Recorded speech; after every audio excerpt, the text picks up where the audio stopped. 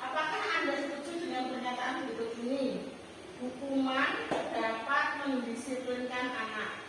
Yang kedua, pemberian hukuman dengan hal positif seperti membaca atau membersihkan halaman sekolah dapat meningkatkan disiplin anak. Dan yang ketiga, memberi penghargaan dapat meningkatkan motivasi anak. Menurut panjenengan hukuman itu dapat mendisiplinkan anak atau betul?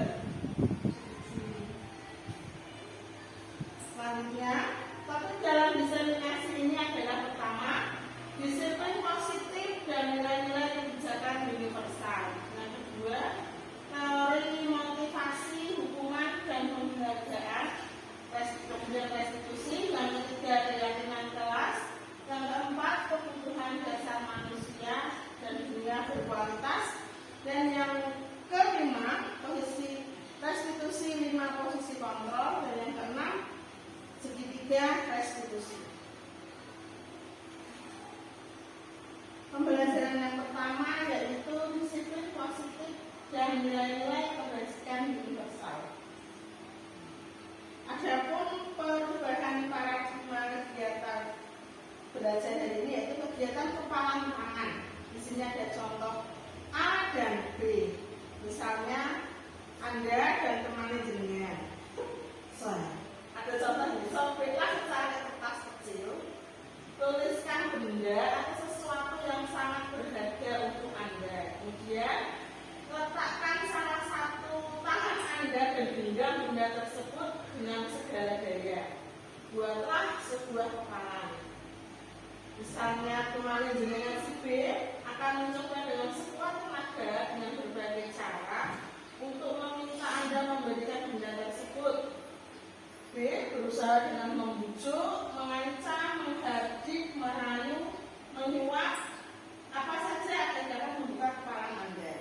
Nah, kira-kira itu jenengan kepalan tangannya mau dibuka apa tidak? Misalnya benda berharga, kepalan tangan, dibujuk, dirayu, dipaksa, disuap, kalau mau dibuka apa tidak kepalan tangannya? Nah, berikutnya ada perubahan paradigma teori kontrol. Di sini ilusi kontrol. Ilusi kontrol meliputi ilusi mengontrol murid, ilusi bahwa kritik dan membuat orang merasa bersalah dapat menguatkan karakter. Yang ketiga, ilusi bahwa semua penguatan positif, efektif dan bermanfaat. Yang keempat, ilusi bahwa orang dewasa memiliki hak untuk memaksa.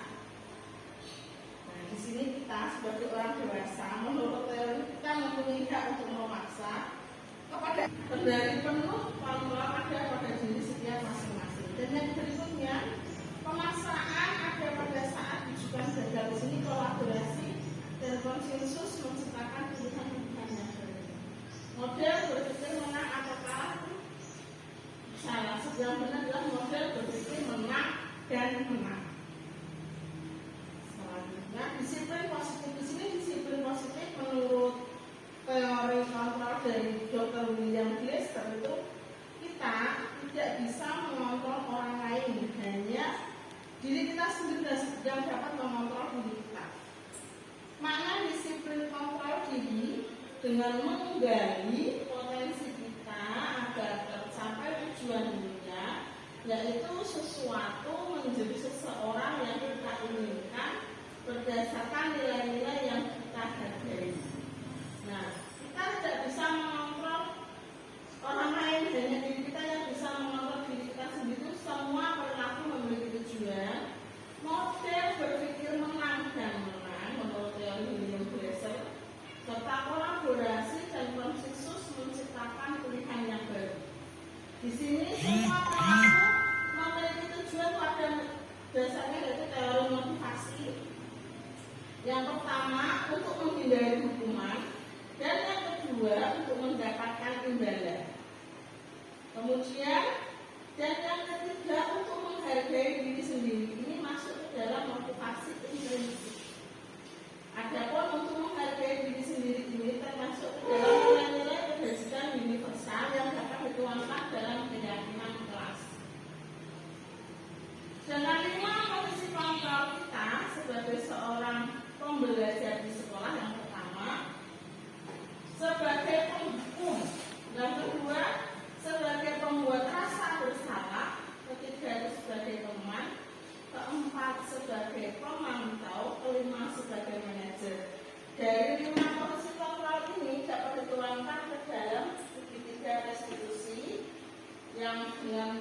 menggunakan 3 langkah, yaitu 1. Menstabilkan identitas, memvalidasi kebutuhan, dan yang ketiga keyakinan kelas. Di sini masuk lagi ke keyakinan kelas dengan nilai-nilai kebajikan universal.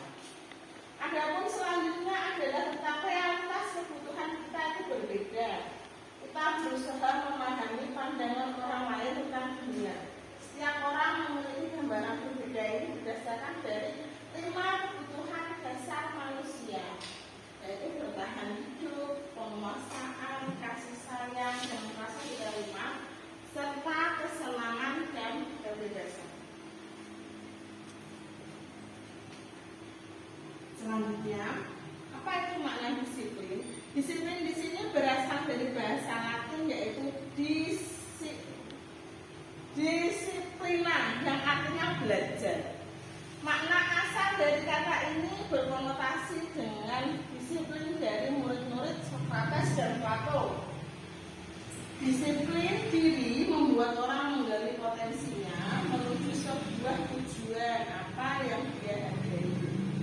Dan berikutnya, namun dalam budaya kita, makna kata disiplin telah berubah menjadi sesuatu yang dilakukan seseorang pada orang lain, mendapatkan kepatuhan, kecenderungan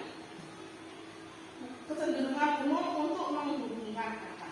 Disiplin dengan ketidaknyamanan, bukan dengan apa yang kita hargai atau pencapaian suatu tujuan yang mulia. Berikutnya ada kata-kata makna kata disiplin. Selanjutnya adalah nilai-nilai kebajikan universal. Kebajikan universal, kebajikan yang umum sering kita jumpai diterapkan pada anak-anak itu. Disiplin mempunyai sifat-sifat positif manusia yang merupakan tujuan mulia yang ingin dicapai setiap individu. Nilai-nilai tersebut bersifat universal dan lintas bahasa, suku bangsa, agama maupun latar belakang. Hukuman, penghargaan, dan restitusi. Teori motivasi perilaku manusia. Pertama, untuk menghindari ketidaknyamanan atau hukuman. Biasanya ini anak-anak hidup kita. Apa yang akan terjadi apabila saya tidak melakukannya? Kira-kira dalam sehari atau seminggu atau sebulan kita tidak memberikan dukungan kepada anak hidup kita itu bagaimana? Di sini masuk ke dalam motivasi eksternal. Yang kedua, motivasi eksternal. Yang ketiga, untuk menghargai diri sendiri. Misalnya akan menjadi orang seperti apa bila saya melakukannya. Kira-kira kita dalam 1 hari, 1 minggu tidak memberikan dukungan kepada siswa, kira-kira bisa tidak ya? Bisa. Kadang kayak saya mungkin ya tidak bisa. Pasti ada yang kami terus kok. Nah, menurut Bapak Pendidikan kita, belajar kita sekarang yang merdeka, kata beliau Jatiwanto. Merdeka itu artinya apa toh? Karena sekarang bilang kurikulumnya merdeka. Ternyata itu merdeka itu mempunyai arti tidak hanya terlepas dari pemerintah, akan tetapi juga cakap buat memerintah diri sendiri. Ini juga mengungkapkan oleh Jatiwanto dalam pemikirannya konsepsi keteladanan sikap merdeka. Selanjutnya adalah restitusi. Apa itu restitusi? Di sini restitusi itu menciptakan kondisi bagi siswa atau murid untuk memperbaiki kesalahan mereka, sehingga mereka bisa kembali pada kelompok mereka dengan karakter yang lebih kuat. Restitusi juga merupakan proses kolaboratif yang mengajarkan murid untuk mencari solusi untuk masalah mereka dan membantu murid berpikir tentang orang seperti apa yang mereka ingin menjadi. Dalam hal ini tujuan mulia dan bagaimana mereka harus memperlakukan orang lain. Seperti dalam teori Fuson 2004. Ada 9 ciri-ciri restitusi. Yang pertama, bukan untuk menebus kesalahan. namun untuk belajar dari kesalahan. Dan yang kedua dari ciri restitusi yaitu memperbaiki hubungan. Ketiga, tawaran dan bukan paksaan. Yang keempat, menuntun untuk melihat ke dalam diri. Yang kelima, restitusi itu mencari kebutuhan dasar yang mendasari tindakan. Restitusi diri adalah cara yang paling baik. Yang ketujuh, restitusi fokus pada karakter bukan tindakan. Yang kedelapan, fokus pada solusi. 9.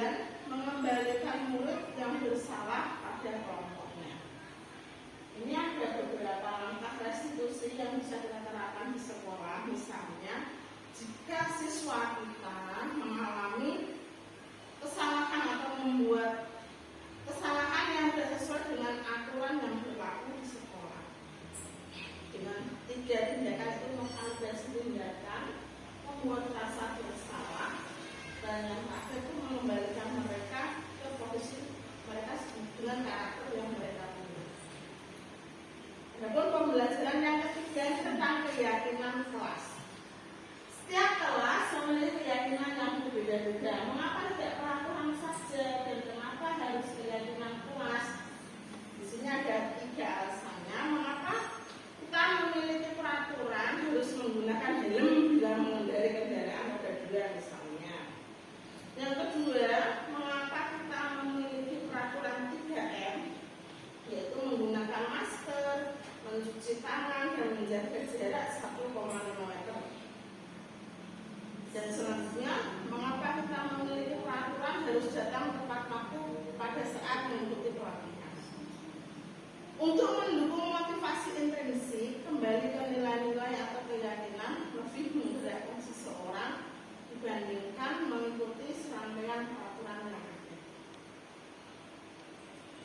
Nah, di sini keyakinan kelas bisa disusun setiap awal mula pelajaran tahun pelajaran. Nanti itu siswa masuk pertama kali, kita sebutkan keyakinan kelas masing-masing. Bisa mulai keyakinan yang sederhana yang dapat diterapkan siswa kita di kelas dan tidak memaksakan mereka. Adapun ini budaya positif itu kita mulai dari lingkungan yang positif, kemudian ada keyakinan kelas, dan yang terakhir ada peraturan kelas. Di sini yang mana merupakan keyakinan kelas? Mengapa ada contohnya? Di sini kesepakatan kelas, misalnya datang tepat waktu dan mengucapkan salam, menjaga kebersihan sekolah, berdoa sebelum dan sesudah kegiatan, aktif dalam pembelajaran, dan tertib. Adapun kesepakatan kelas itu ada contohnya seperti kami, guru dan murid yang saling menyayangi. Kami murid yang sangat belajar. Ini kesepakatan kelas itu ditentukan oleh siswa-siswa kita, yang membuat mereka sendiri dengan arahan kita tentunya. Kami murid yang peduli dengan teman-teman. Kalau di kelas sudah dibuat kesepakatan kelas seperti ini atau yang lainnya, tentunya murid-murid belajar itu akan nyaman, tidak akan saling bertekad dengan temannya. Lanjut, kegiatan pendalaman keyakinan kelas ada dengan tabel T kunci. Di sini ada kata hormat. Kami meyakini berdua sangat penting untuk menghormati semua orang dan dalam murid orang lain. Ada kata tabel bekerja. Kami meyakini bahwa sangat penting untuk mengerjakan segala pekerjaan atau mengikuti kegiatan yang telah ditugaskan. Dan yang ketiga, diterima dan dimiliki. Kami meyakini bahwa sangat penting untuk merasa diterima pada suatu kelompok dan saling peduli satu dengan yang lainnya. Di sini ada yang bisa didengar, ada yang bisa terlihat, dan ada yang contoh berperilaku. Misalnya hormat itu hormat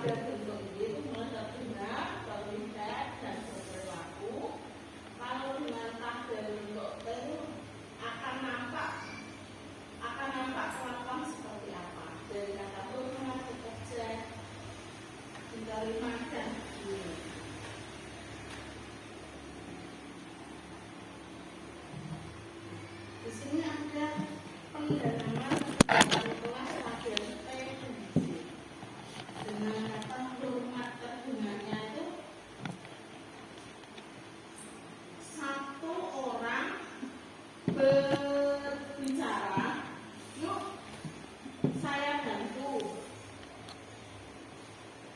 Kita bisa selesaikan ini bersama. Misalnya ada kata lagi, terima tolong ya. Kemudian dengan terdengarnya lagi nanti akan segera saya kembalikan. Itu dari kata hormat dengan kata sedangkan hormat cuma menggunakan kata baik, tanpa seperti itu datang tepat waktu. Kalau tidak tampaknya itu sering hadir terlambat, menyapa teman dan guru setiap hari. Sedangkan perlakuan tidak tampak yaitu tak acuh kepada teman dan guru.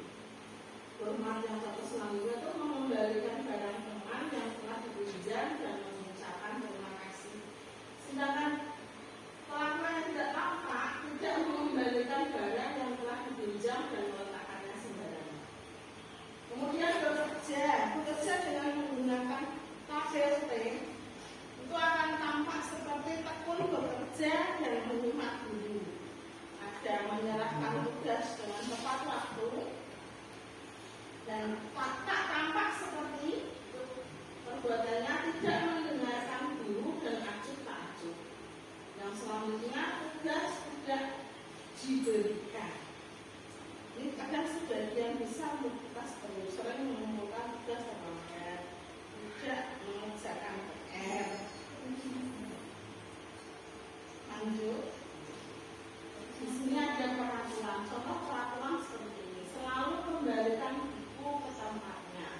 Kalau masuk dalam keyakinan kelas adalah bentuk katanya dari tanggung jawab. Ada peraturan dilarang mengganggu orang lain. Di setiap keyakinan kelas kita bisa tulis dengan menghormati orang lain. Hadir di sekolah 15 menit sebelum pembelajaran dimulai. Di sini kita bisa tulis dengan keyakinan kelas menghormati orang lain dan berkomitmen. Adapun selanjutnya dilarang melakukan kekerasan. Dalam keyakinan kelasnya disebutkan keselamatan dan menghormati orang lain. Dilarang menggunakan narkoba. Keyakinan kelasnya itu untuk kesehatan. Bergantian atau menunggu giliran itu menghormati orang lain, bersabar, bisa untuk kesehatan dan keselamatan. Menggunakan masker. Menggunakan masker dalam hal ini bisa untuk kesehatan dan keselamatan. Dan yang terakhir, jangan berlari di kelas atau koridor. Masuk ke dalam keyakinan kelas itu keselamatan dan keamanan. Adapun yang bisa dilakukan oleh guru, misalnya mencatat 100 kali di dalam buku dengan kalimat saya tidak akan terlambat lagi karena terlambat datang ke sekolah. Ini termasuk ke dalam hukuman. Yang kedua misalnya, lari mengelilingi lapangan basket 2 kali karena terlambat hadir di sekolah. Masuk lagi hukuman. Di sini ada hukuman atau konsekuensi. Murid diminta untuk push up 15 kali karena tidak menggunakan masker di sekolah. Itu termasuk hukuman. Dan yang ketiga, menggantikan kertas tugas teman yang telah dicoret-coret. Ini maksudnya adalah konsekuensi. Dan selanjutnya membersihkan tumpahan air di meja tulis karena tersenggol pada saat belajar. Ini masuk konsekuensi. Murid disuruh mengenakan sepatu seharian di sekolah karena tidak mengenakan sepatu hitam. Kadang-kadang bertemu di sekolah itu termasuk hukuman. Lari mengelilingi lapangan karena terlambat 10 menit untuk pelajaran olahraga. Di sini masuknya adalah konsekuensi. Di antara hukuman dengan konsekuensi itu hampir sama. Beda tipisnya kalau hukuman itu anak melakukan kesalahan yang dianggap melanggar aturan di sekolah. Kalau konsekuensi itu adalah apa yang telah mereka lakukan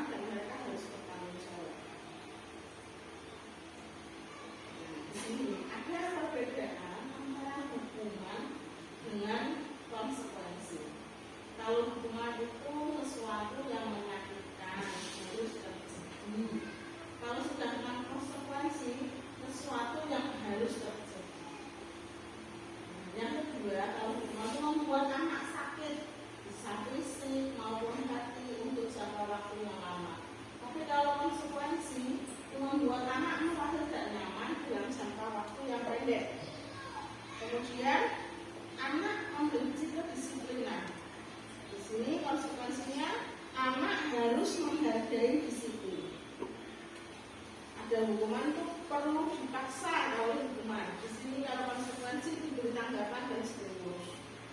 Mendorong anak menyakiti diri sendiri, kebanyakan dari hukuman seperti itu.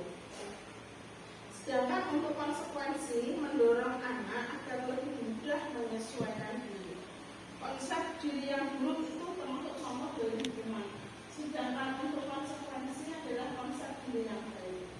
Di sini hukuman itu anak belajar untuk menyembunyikan kesalahan dan pada ada sujud tidak mengakuinya. Kalau konsekuensi anak belajar untuk mematuhi peraturan.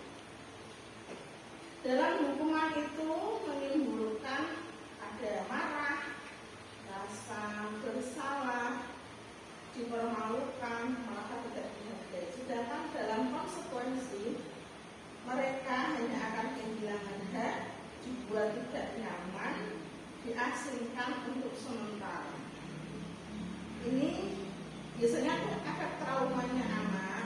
Hukuman dengan konsekuensi itu lebih parah yang hukuman. Kalau konsekuensi hanya beberapa saat atau dalam jangka waktu sementara, anak itu merasakan tidak nyaman karena telah melakukan kesalahan. Dalam hukuman dia itu akan ingat terus karena itu kadang-kadang sering menyakiti fisikal. Selanjutnya ada di sini untuk hukuman, ada untuk konsekuensi dan restitusi. Ada yang identitas gagal dan ada itu tidak sukses. Adapun hukuman itu sesuatu yang menyakitkan dan harus terjadi. Kalau konsekuensinya kan sesuatu harus terjadi. Sedangkan menggunakan restitusi itu ada pilihannya. Ini ada tidak merasa hukuman itu menimbulkan tidak nyaman untuk murid juga dengan jangka waktu yang panjang, menimbulkan korban, murid dan anak tersakiti, membuat anak menjadi berlaku yang agresif yang meningkat. Sistem tidak akan berjalan tentang kebutuhan dasar manusia dan dunia berkualitas. Di sini ada kebutuhan dasar manusia. Yang pertama itu kasih sayang dan rasa diterima. Ada kesenangan juga, ada untuk penguasaan, kebebasan, dan untuk bertahan hidup.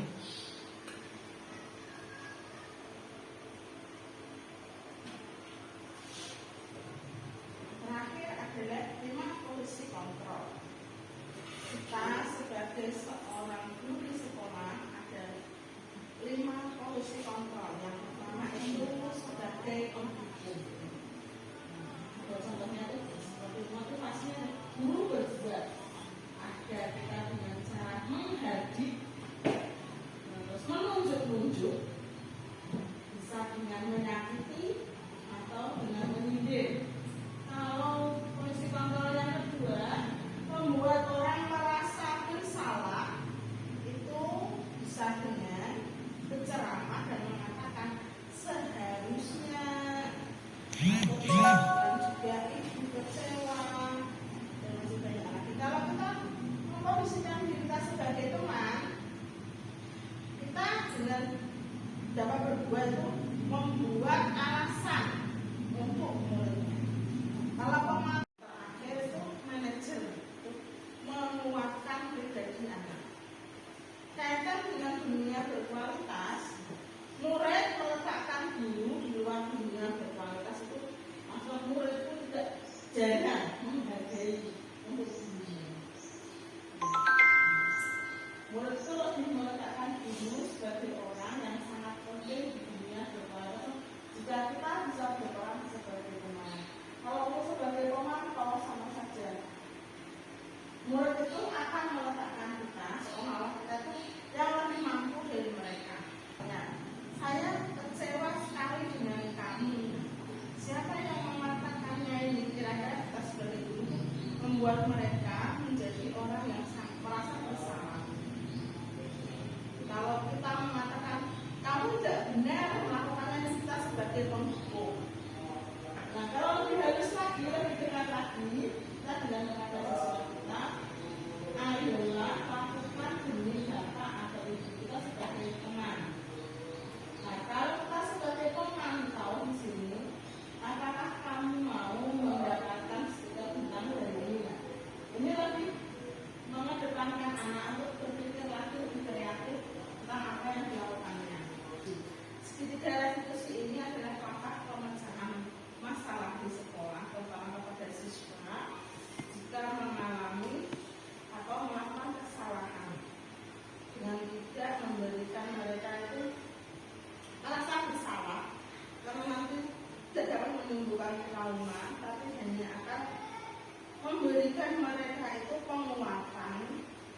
dalam jangka waktu panjang dan mengembalikan mereka kelompok mereka dengan karakter yang segitiga restitusi yang ada 3 langkahnya. Pertama itu kita memvalidasi kebutuhan siswa, menanyakan keyakinan, dan terus menstabilkan identitas. Pertama itu kita cari dulu menstabilkan identitas.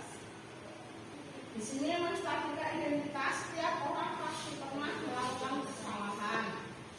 Kata-katanya seperti itu, jadi anak tidak akan merasa bersalah sekali.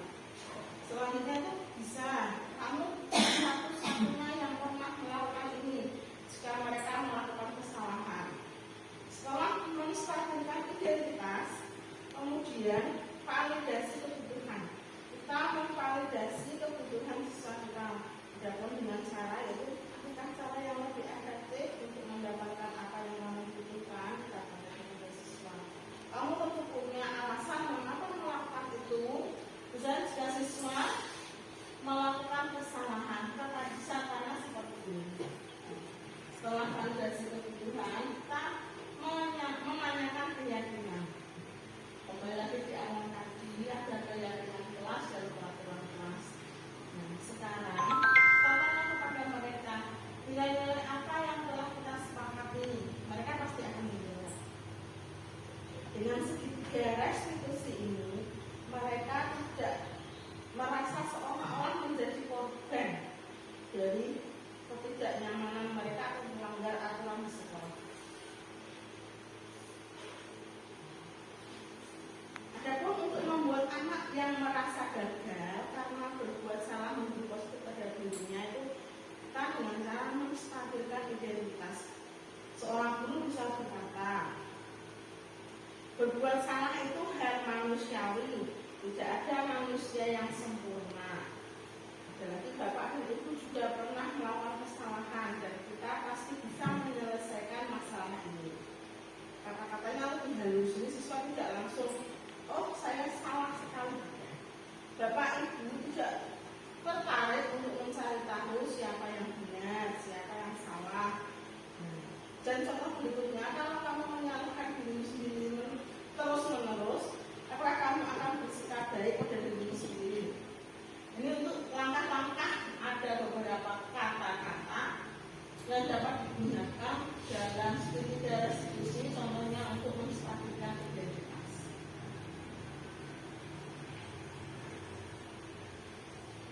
Selanjutnya tentang validasi kebutuhan, itu membantu siswa mengenali basic need atau kebutuhan yang ingin dipenuhinya ketika melakukan kesalahan.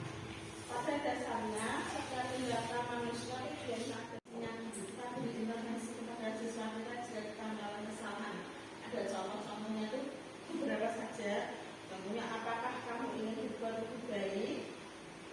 Terus apakah saat ini kamu sedang menjadi orang yang sedang kamu inginkan? Dan selanjutnya, apakah kamu bisa mengubah kegiatan atau perilaku kamu saat ini menjadi sikap yang lebih memantau?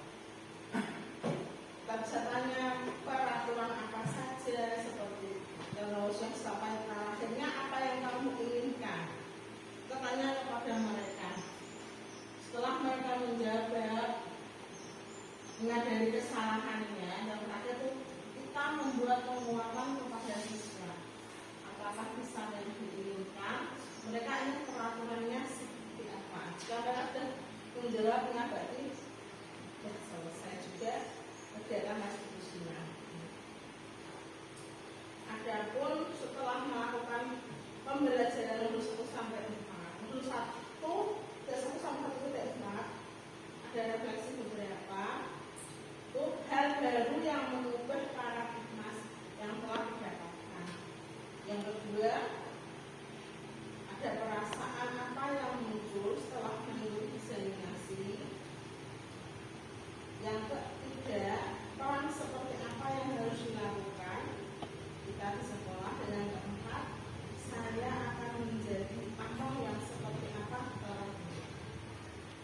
Di sini ada refleksinya 1, 2, dan 3. Terakhir kita sampai ke bagian terakhir.